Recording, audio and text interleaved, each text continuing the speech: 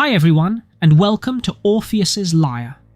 In the last episode, we traced the long early history of classical music, from the sacred world of plainchant, through the rise of polyphony, and into the poise and clarity of the Renaissance. By the end of the 16th century, music has grown more expressive and more attentive to the power of words. We are now entering the early 17th century, and with it, the world we call the Baroque. The change is not abrupt, and the older style does not simply disappear, but a new musical imagination is beginning to assert itself, one drawn to drama, movement, heightened feeling, and a stronger sense of direction. This shift takes shape, first of all in Italy, where candlelit rooms and crowded theatres fill with voices, patrons, and expectation. Here, composers reach for sharper contrasts and a more immediate hold on the listener. Music no longer moves with the balance of Renaissance polyphony. It begins to lean, pull, and press forward. Cadences start to feel like arrivals. Dissonances linger like held breath. What matters here is not only that the sound becomes different, but that music begins to take on a different task. It is no longer content simply to unfold with grace and proportion.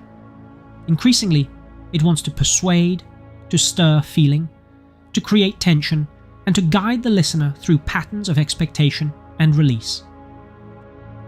Out of this comes a new way of writing, one that treats harmony almost like gravity, drawing phrases onward and creating expectation. In the centuries ahead, this will develop into what we call tonal harmony, the system that will shape much of Western music for generations. It does not appear overnight, and it does not take exactly the same shape everywhere, but its direction is clear. Music begins to organize itself around a central key, and around the journey away from it and back again. One device becomes central to this shift: Basso continuo.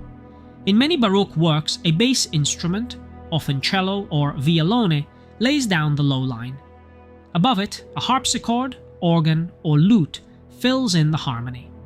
The composer often provides a figured bass as a guide, small numbers that show the player which chords to build above the bass. The effect is foundational. Beneath the singer or soloist, something firm and continuous is always there, like a floor under the feet. It holds the music together, supports the line above, and gives the harmony real momentum. And when that new harmonic language meets a new kind of singing, the result can be electrifying. This is where opera emerges.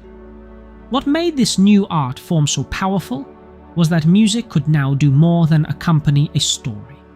It could become the story's emotional life. In opera, characters take shape in sound. Emotion is not merely described, it is enacted moment by moment before an audience. The form spreads, and with it comes a new relationship between music and the public. In Venice, public opera houses open in the 1630s. For the first time, people can buy a ticket, take their seat, and expect to be carried by spectacle. The genre becomes a commercial enterprise as well as an artistic one.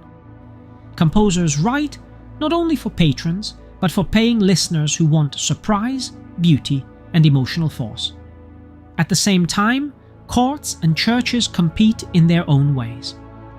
Baroque Europe is a world of display, and music becomes part of that display, a sign of authority, wealth, and cultivated taste. In France, under Louis XIV, the court at Versailles turns ceremony into theatre. Processions, dances, entrances, gestures, everything is arranged to magnify the king. Jean-Baptiste Lully, working at the center of this world, helps shape a distinctly French operatic tradition, built around dance, clear declamation, and the brilliance of royal spectacle. Elsewhere, sacred music does not recede, it grows larger. In the German lands, the Lutheran tradition fosters a rich musical life in churches and cities. Out of this world emerges Johann Sebastian Bach. His official positions might seem modest. He is, after all, an employee of churches and civic authorities, but his musical ambitions are immense. Bach's music is devotional, but also architectural, intricate, and often daring in its handling of harmony and counterpoint.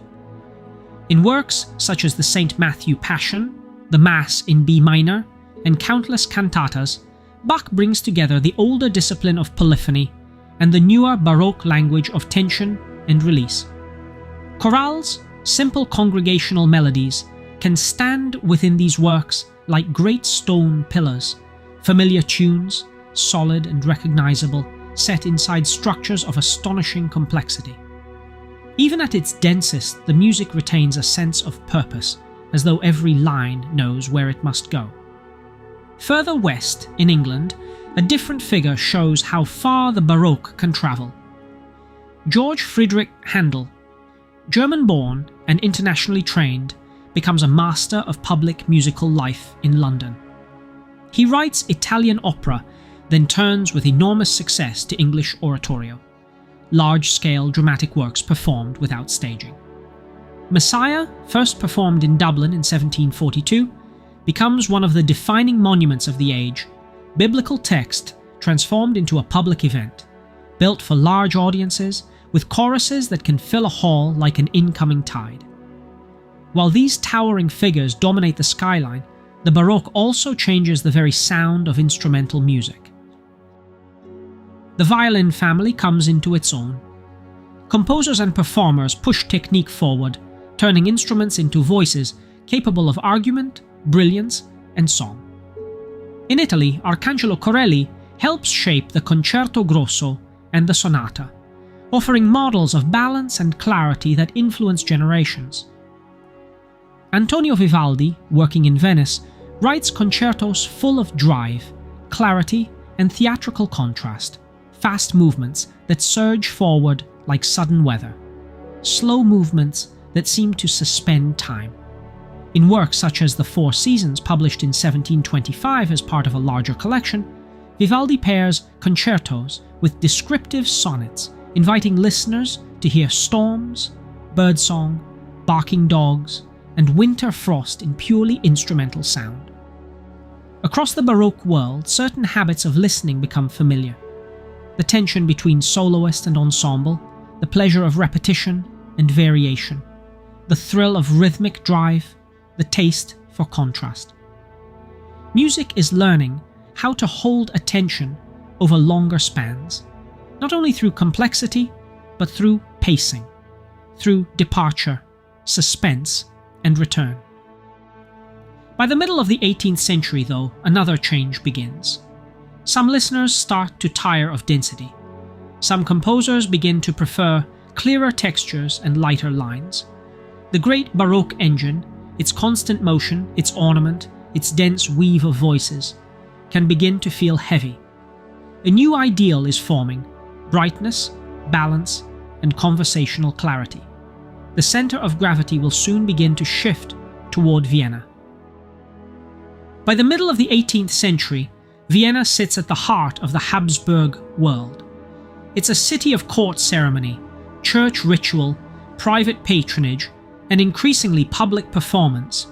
Musicians arrive from across Europe, styles mingle, audiences grow, music becomes something that can move between spaces: a palace room, a church, a theatre, a public hall.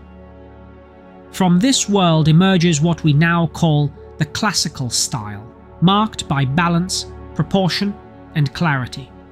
Music begins to unfold like a conversation. Ideas stated, answered, developed, and brought home again. The old Baroque continuo fades in importance. In its place comes a clearer kind of texture, a main melody supported by harmony, with inner voices adding color and motion. Phrases tend to come in recognizable lengths, often balanced in a way that makes the music feel as though it is thinking in sentences. For listeners, this changes the experience. In much Renaissance polyphony, voices intertwine without a single dominant line. In much Baroque writing, the music presses forward in a continuous current. Classical music often prefers a different kind of attention. It asks the ear to track a theme across time, recognize it, lose it, and then hear it return with new meaning. The pleasure lies in that sense of design. One man above all becomes the architect of this new world: Franz Joseph Haydn. Haydn spends much of his career employed by the wealthy Esterhazy family. The position gives him stability, resources, and an ensemble to work with. It also gives him time. Across decades, he refines the symphony and the string quartet, shaping their possibilities with remarkable imagination. Haydn's music can be witty, surprising, even playful, but beneath the surface lies a deep, structural intelligence. He learns how to set expectations, delay them, fulfill them, and make the journey feel inevitable. In his hands, form becomes storytelling. A typical symphony movement might begin with a theme that seems straightforward, almost casual. Soon it is tested, broken apart, shifted into new keys, reshaped, placed in unfamiliar surroundings. Tension accumulates, and then, at the right moment, the music finds its way home. Haydn does not work alone. Vienna is crowded with talent, and the city's musical culture is increasingly public. Concerts multiply, music publishing expands, composers can build reputations beyond a single patron. They begin to write not only for employers but for audiences, people who come to listen, to judge, to remember. Into this world arrives Wolfgang Amadeus Mozart. Mozart is a child of the older age of patronage, trained to serve courts and aristocrats, and for a time he does. But Vienna offers something more modern, the possibility of making a living, at least in part, through freelance work, teaching, performing, publishing, and staging operas in a competitive marketplace. His music belongs to the classical ideal, yet it gives it a new depth. In his instrumental works, Mozart finds ways to suggest complexity beneath elegance. A graceful theme can carry a shadow. A bright cadence can feel slightly unsettled. The music can charm, and then, almost without warning, turn inward. In his operas, the stage becomes a laboratory for human behavior. In Le Nozze di Figaro, Don Giovanni, and Così fan tutte, comedy and cruelty, tenderness and deception live side by side.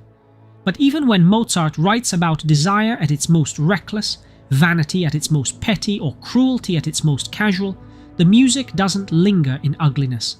It lifts. It takes what is low and gives it grace, shaping it with clarity and balance until it becomes unmistakably beauty. That gift is one of the great achievements of the classical age. Its composers take the disorder of life and give it shape. They take raw appetite and make it sing. They pursue order, beauty, and grace, and in their finest music they achieve all three. To me, this remains one of the greatest accomplishments in the history of music, and indeed in the history of art more broadly. Hovering at the edge of this Viennese world is a figure who will not fit inside it for long: Ludwig van Beethoven. He arrives in Vienna in the early 1790s after Mozart's death, and studies for a time with Haydn. At first, he moves within the classical language, as others do, writing in its forms and speaking its grammar. But even early on, there is a sense of strain, as though the music is pushing against the frame that holds it. The classical era had perfected balance, proportion, and clarity. It had also perfected the forms that made large musical thinking possible: the symphony, the string quartet, the piano sonata.